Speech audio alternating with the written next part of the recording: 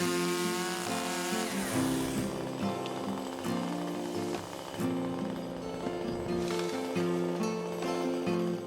ようございます。楽しんです。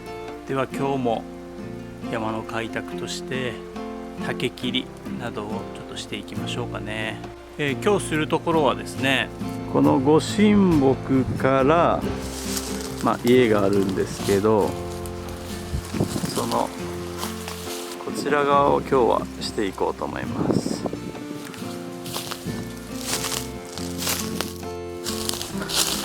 この辺ですね、竹がポツポツ生えてるので、細かいのをどんどん切っていきたいと思います。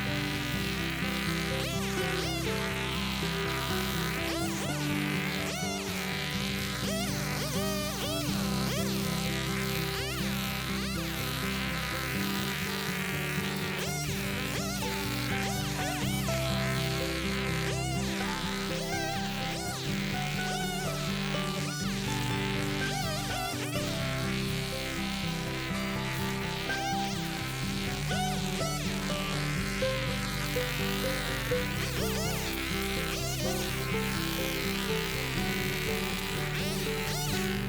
日は終わりました。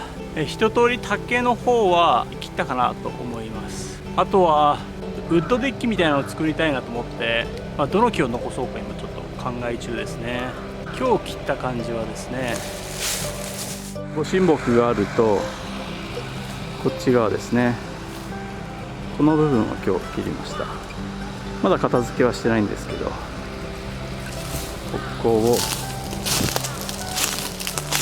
この木も腐って落ちてましたね。これ重たくて持ち上げれなかったです。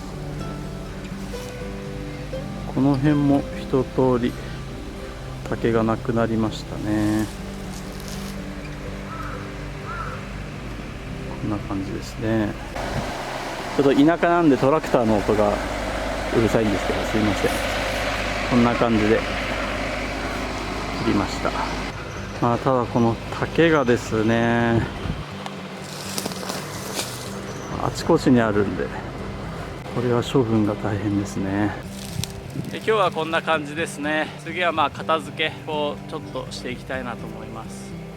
今回こちらの動画見ていただいてありがとうございました。